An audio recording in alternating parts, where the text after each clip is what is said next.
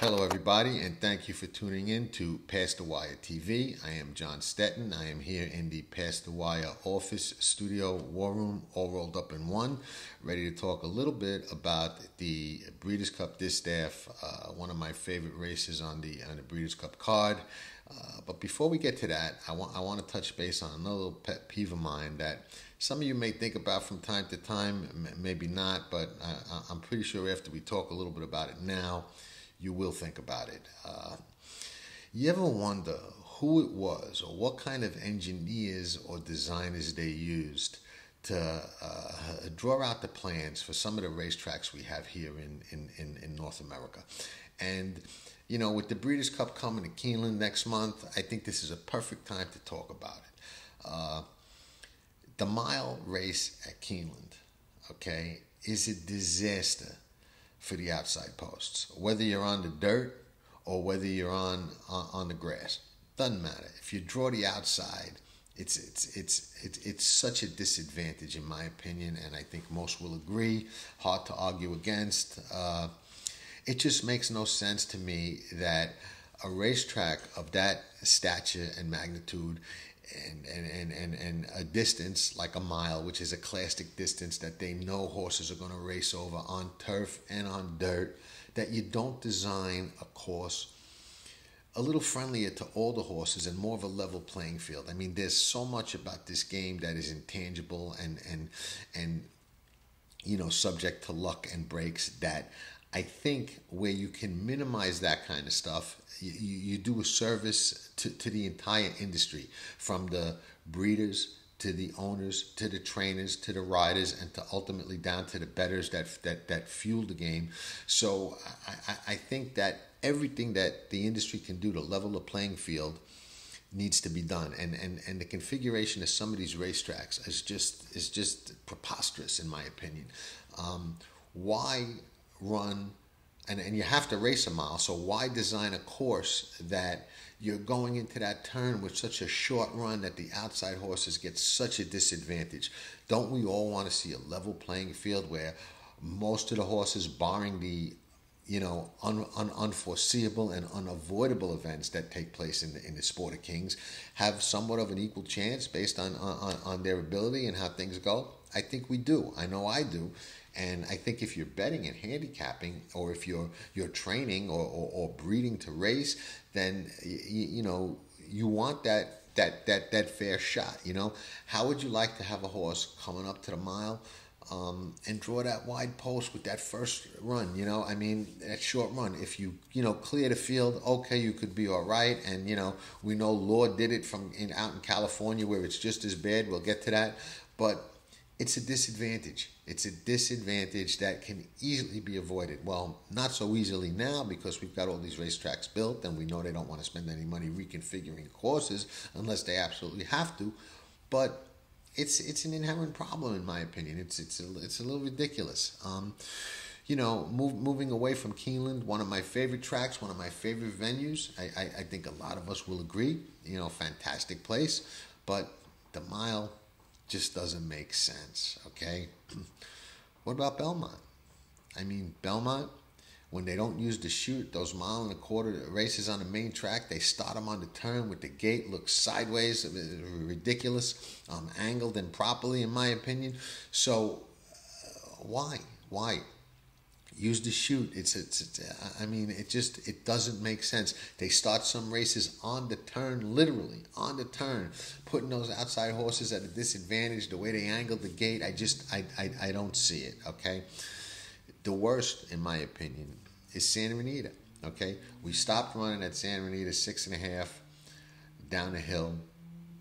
I'm assuming because horses were having trouble with that dirt patch that they have to run over when they turn for home at that distance. Well, okay, but they still run across it at the start of some of the longer races. Makes no sense to have a dirt strip across the turf course when you're running on the grass. It's just ridiculous. I mean, if nothing else, if they can't fix the course, and you heard it here first, get some kind of a tarp to lay down for the turf races that's secured properly, that's not going to get kicked up, so at least they don't have to run over the dirt when they're racing on the turf. Makes no sense to have a dirt strip. You don't see a turf strip across the dirt course. We shouldn't see that. It makes no sense. I mean, it's bad enough we've got some sharp turns at some racetracks that make it very difficult on the horses. But I watch a lot of races from England and Ireland, and you've got those long 6 furlong straights in Dubai. They race 3/4 of a mile straight.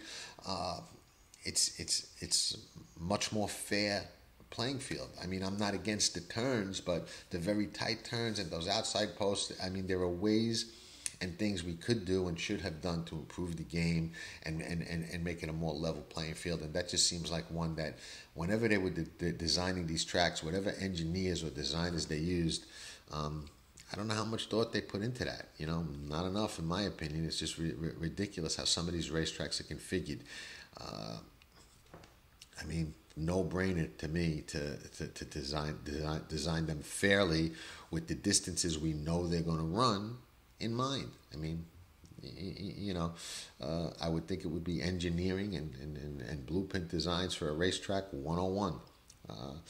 So there's my little my little rant, for lack of a better term, on the racetrack configurations. When I handicap and when I look at the Breeders Cup Mile, turf and dirt coming up, I'm like, well, we're going to have to deal with those posts depending on where you land. You got to factor that post position into your handicap, and then there's enough to already factor in. We shouldn't have to worry about something that could have been avoided with a little thought. But we're here now, and we'll see how it shakes out. So it as they say, it is what it is. So hopefully, if they build any tracks in the future, which there's a greater likelihood they'll be tearing some down than building any new ones. But if they do, hopefully they'll think about the distances the horses are going to race at and make the courses configured for a level playing field for those distances. Stay tuned. We'll see how that plays. Now, moving right along, the distaff. I think of Personal Ensign running down winning colors. I think of the Songbird won, no she didn't, Beholder race. Just some epic Breeders Cup Distaffs. And this year, I think we have the potential to see one if Swiss Skydiver goes in the Distaff, and I have a feeling that she will. I mean, if it was my call, and we know it isn't, but if it was my call, I go in the Distaff. Why? Her resume is going to be outstanding for 2020, regardless of which race she wins in.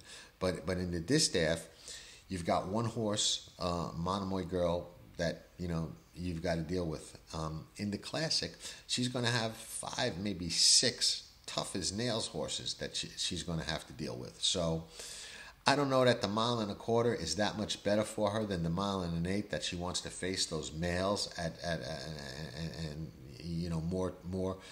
more of a number of tough horses than she would have to in the Distaff. Because if she doesn't go in the Distaff, I think that Monomoy Girl basically has the field over a barrel if she shows up with her A game. And I don't like to handicap in advance and before they draw the race and we know everything that we need to know when we want to make a decision. But just having been someone who's watched these fillies and mares all year long and kind of have an idea of what what they're doing and watching a lot of replays to get ready for the actual handicapping, I have to say that looking at Speech, Point of Honor, Horologist, Bunny South, CC, Dunbar Road, Harvest Moon, Ollie's Candy, Valiant, Vexatious, and Hard Not to Love, which are ones I have on my list of potential distaffers. Monomoy Girl's got him over a barrel. She shows up with her A game. Going to be very tough for any of those to beat her. Now, there are a couple in there who I think can take a big step forward, and 2 of those are Dunbar Road, who, if you can somehow forgive the last race, which I view as a major disappointment, she does have the ability, in my opinion, to rebound and run a very big race in the Distaff and maybe make a lot of noise in there. There's another horse in there, Harvest Moon, a 3-year-old from Simon Callahan, who's been on my radar for a while. I believe, I don't have the past performances in front of me, but I believe she only lost one race on the grass first time out, and then she's run off a string of victories. Last time out against Older, ran down in only speed from Bob Baffert, Fighting Mad, I believe, if memory serves. But she's one that's, in my opinion, really getting good at the right time. A lot of talent there. I think she's an Uncle Mo, and she's somebody I see sitting on a peak, go forward kind of race come the distaff. But other than those two, I think Monomoy Girl, assuming she comes with her big guns ready to fire, is going to be awfully tough in there. So I'm hoping we see Swiss Skydiver, because that makes it from Monomoy Girl's race to lose to really a 2-horse race that can turn into a very, very exciting battle, because both of those horses really like to win and look like they're really heading into it in the right way. It also changes the wagering dynamic of the race, because the way I would view a race like that is, okay, if I like Monomoy Girl, she's going to be a single in any multi-race wages. I'm not going to use her and other horses. And if Swiss Skydiver runs, now it becomes a decision. Okay, I'm still only going to use one of those, or maybe I'm going to eliminate both of them and go, for some kind of a kill shot if I think that they can, knock each other out of the race. I tend to doubt that at this early juncture without having actually studied the past performances and then done all the final work and, looked at the draw and everything. But, it just changes it. It makes, 3 potential betting strategies for the multi-race wages as opposed to 2. And that's an advantage, because, the people on Swiss Skydiver will, raise the price of Monomoy Girl, and vice versa. The people on Monomoy Girl will raise the price of Swiss Skydiver. Neither one's going to be a great big price, but it's certainly going to be a better scenario for the better for the better, if we have both of those fillies and in the race. And the other thing is, it sets up the stage for just another epic distaff, in my opinion. And that's what we all love to see, these races where these high quality horses just really throw it down, and I'm super excited about that. So I think there's a good possibility that that's what's going to happen. I'm hoping for it for a number of reasons, and I think any fan of the game should be. So with that, thanks for tuning in. Breeders Cup is coming, fast. We're only a little over 2 weeks out, and we're going to be doing a couple of more previews. We've got an early look on the Gate to Wire podcast at the Juvenile, which is a super exciting race this year, and has a potential superstar in there as well. So that's always exciting, and you can check that out on the Gate to Wire podcast. We're going to be doing more podcasts. We're going to be doing more videos leading up to the race and races, and there's going to be some deep dives and really in-depth analysis and reporting and some features as well on the website, on the Past the Wire TV channel, YouTube channel, and on the podcast as well. So stay tuned. We'll have everything Breeders' Cup leading up to the race, coverage of the race, and all the bloody aftermath for you. And thanks again for tuning in. So we will see you all again soon, and ciao for now.